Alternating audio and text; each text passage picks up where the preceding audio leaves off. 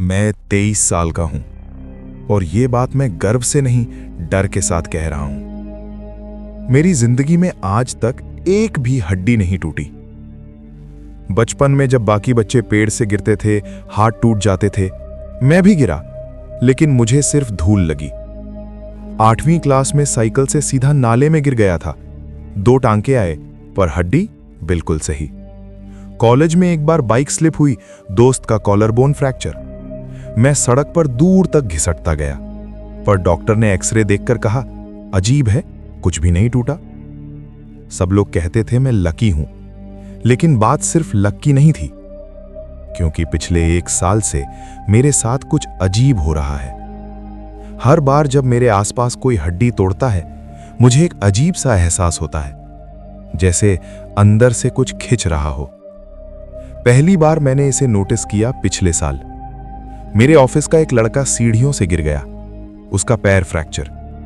उसी वक्त मेरी टांग में 1 सेकंड के लिए तेज दर्द उठा, इतना तेज कि मुझे लगा मेरी हड्डी टूट गई, पर अगले ही पल सब नॉर्मल। मैंने सोचा कोइंसिडेंस है, लेकिन ये बार बार होने लगा। कहीं कोई एक्सीडेंट, कहीं कोई गिरा, किसी का हाथ टूटा, और उसी पल मेरे शरीर के उसी हिस्से में हल्का सा झटका, जैसे दर्द ट्रांसफर हो रहा हो। मैंने इसे इग्नोर किया, लेकिन 15 दिन पहले जो हुआ उसने सब बदल दिया। उस रात मैं अकेला था, घर में सिर्फ मैं और खामोशी।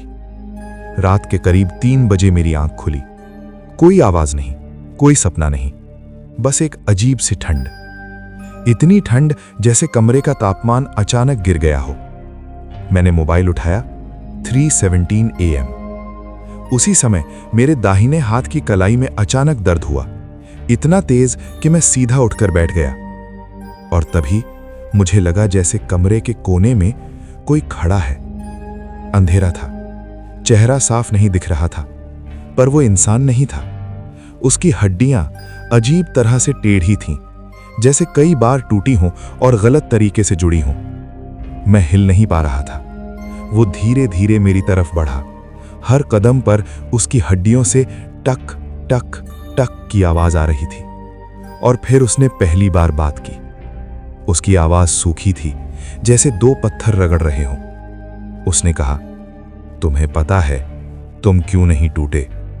मेरा गला सूख गया, मैं कुछ बोल नहीं पाया। वो और करीब आया। अब मैं उसका चेहरा देख सकता था। चेहरा नहीं, बस हड्डियां, आंखों की जगह खाली गड्ढे। और फिर उसने मेरे कान के पास झुककर फुसफुसाया, क्योंकि हर बार मैं टूटा हूं। अचानक मेरे हाथ का दर्द गायब हो गया, और उसी पल वो साया गायब। कमरा फिर सामान्य, पर मेरी धड़कन अब भी तेज। अगली सुबह मेरे मोबाइल में एक नोटिफिकेशन था। ऑफिस वाले उसी लड़के का मैसेज, भाई रात को फिर से गिर गया, उसी हाथ में हेयरलाइन फ्रैक्चर आ गया। मेरा शरीर ठंडा पड़ गया, क्योंकि रात 3:17 पर दर्द मेरे हाथ में था और फ्रैक्चर उसके हाथ में। उस मैसेज के बाद मैं पूरा दिन परेशान रहा। मैं खुद को समझाता रहा, ये बस कोइंसिडेंस है, लेकिन अंदर कहीं मुझे पता था ये उससे ज्यादा है। मैंने उस दिन ऑफिस नहीं गया, कमरे में अकेला बैठा रहा और बार बार एक ही बात सोचता रहा, अगर सच में हर बार कोई और मेरी जगह टूट रहा है तो वो कौन है और क्यों? शाम होते होते क्यूरियोसिटी डर से बड़ी हो गई। मैंने इंटरनेट खंगालना शुरू किया। Pain transfer phenomenon, never broke a bone curse, midnight entity 317। कुछ खास नहीं मिला, लेकिन एक पुराना फोरम मिला। उसमें सिर्फ 7 लोग थे और सभी ने एक जैसी बात लिखी थी, हमारी कभी हड्डी नहीं टूटी, पर हर एक्सीडेंट से पहले हमें 3:17 पर दर्द महसूस होता है। मेरे हाथ कांपने लगे। सबकी आखिरी पोस्ट एक जैसी थी। अब वो मुझे दिखने लगा है। उसके बाद कोई अपडेट नहीं, कोई रिप्लाई नहीं, कोई एक्टिविटी नहीं, जैसे वो सब गायब हो गए। रात हो चुकी थी। मैंने तय किया, आज 3:17 पर जाग कर रहूंगा। मैंने कमरे की लाइट बंद नहीं की, घड़ी पर नजर टिकाए बैठा रहा। 3:12, 3:15। दिल की धड़कन तेज, 3:16 कमरे का पंखा अचानक बंद हो गया। बिजली नहीं गई थी, बस पंखा रुक गया। और जैसे ही घड़ी ने 3:17 दिखाया, मेरी बाईं टांग में तेज झटका लगा।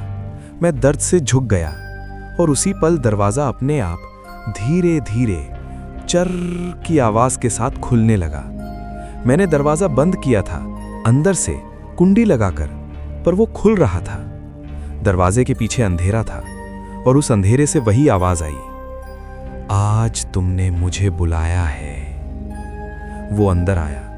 इस बार वो पहले से ज्यादा साफ दिख रहा था।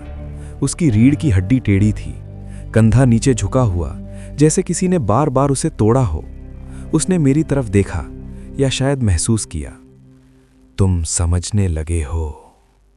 मैंने हिम्मत करके पूछा, तू कौन है? वो हल्का सा हंसा। उसकी हंसी में हड्डियों के टकराने की आवाज थी। मैं वो हूं जो तुम्हारे बदले टूटता है। मेरे दिमाग में जैसे सब रुक गया। क्यों? उसने जवाब दिया, क्योंकि जब तुम पैदा हुए थे, तुम्हारी मां ने एक दुआ मांगी थी। मेरा दिल जोर से धड़का कि मेरे बेटे को कभी दर्द ना हो। कमरे की हवा भारी हो गई। दुआ पूरी हुई, लेकिन हर दुआ की कीमत होती है। मेरी सांस रुकने लगी। तुम्हारी हर बची हुई हड्डी मेरी एक टूटी हुई हड्डी है। मैंने कांपते हुए कहा, तो ये सब कब खत्म होगा? वो कुछ सेकंड चुप रहा, फिर धीरे से बोला, जब तुम्हारा 23वां साल पूरा होगा। मेरे रोंगटे खड़े हो गए। उस दिन संतुलन बराबर होगा। मतलब? वो धीरे धीरे मेरे बिल्कुल सामने आ गया, इतना करीब कि मुझे उसकी टूटी पसलियों की हर दरार दिख रही थी। उसने कहा, अब तक मैं टूटता रहा, अब तुम्हारी बारी है। अचानक मेरे शरीर के अलग अलग हिस्सों में हल्का हल्का दर्द शुरू हो गया। कलाई, कंधा, घुटना, जैसे अंदर से कोई हड्डियों को मरोड़ रहा हो। मैं चिल्लाया, रुको! वो अचानक गायब हो गया। दर्द भी रुक गया। घड़ी देखी, 3:19। कमरा फिर सामान्य, दरवाजा बंद, पंखा चल रहा, सब कुछ जैसे कभी हुआ ही नहीं। लेकिन उसी समय मेरे मोबाइल पर एक नोटिफिकेशन आया, माँ का मैसेज। बेटा, आज पंडित जी आए थे। उन्होंने कहा, तुम्हारे जन्म के समय हमने जो व्रत रखा था, उसका समय पूरा हो रहा है। मेरे हाथ से मोबाइल गिर गया, क्योंकि आज तारीख थी मेरे जन्मदिन से ठीक 5 दिन पहले, और मैं समझ चुका था 5 दिन बाद कुछ बहुत बुरा होने वाला है। मेरे जन्मदिन में अब सिर्फ 5 दिन बचे थे, और हर रात 3:17 पर दर्द थोड़ा बढ़ जाता। पहले सिर्फ झटका था, अब ऐसा लगता जैसे अंदर से कोई मेरी हड्डियों को धीरे धीरे ढीला कर रहा हो।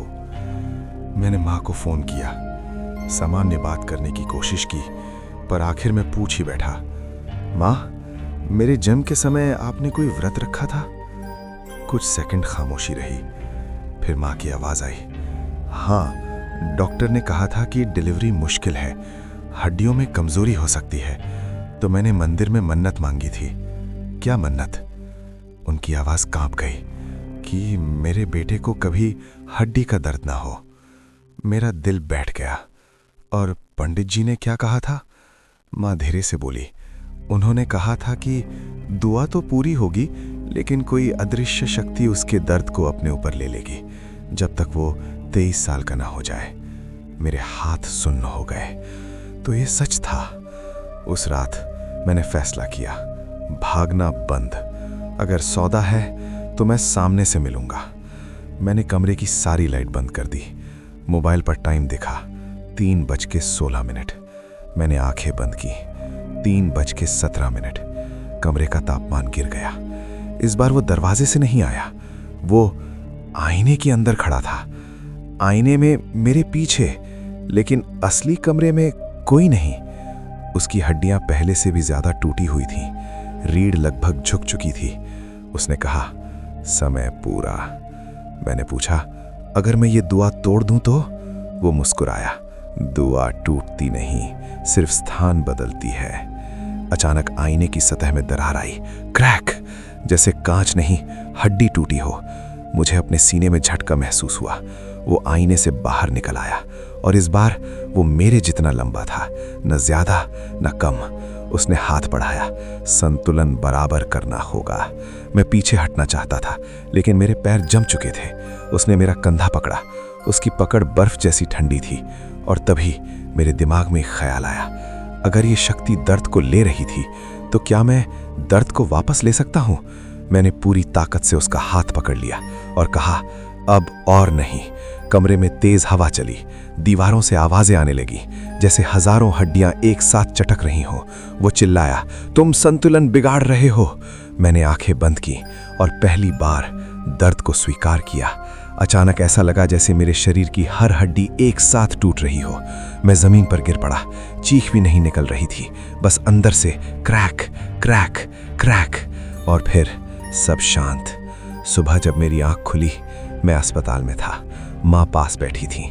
डॉक्टर बोले, अजीब केस है। शरीर में कोई बड़ा फ्रैक्चर नहीं, बस एक छोटी हेयरलाइन क्रैक कलाई में। मैंने धीरे से हाथ देखा। हल्का प्लास्टर, सिर्फ एक, लेकिन अंदर कुछ बदल चुका था। मैंने अस्पताल के शीशे में खुद को देखा। पीछे कोई साया नहीं था, कोई टेढ़ी हड्डियां नहीं, बस मैं। घर लौटने के बाद 3:17 पर अलार्म लगाया। रात हुई। 3:17। कुछ नहीं हुआ। कोई ठंड नहीं, कोई साया नहीं, कोई दर्द नहीं। पहली बार मैं सच में अकेला था। लेकिन कहानी यहीं खत्म नहीं होती, क्योंकि अगले हफ्ते मेरे पड़ोस में एक बच्चा पैदा हुआ और उसकी माँ ने खुश होकर कहा, भगवान करे मेरे बेटे को कभी हड्डी का दर्द ना हो। उसी रात 3:17 पर मुझे 1 सेकंड के लिए हल्की सी ठंड महसूस हुई और कहीं दूर से हड्डियों के टकराने की बहुत हल्की आवाज आई। टक।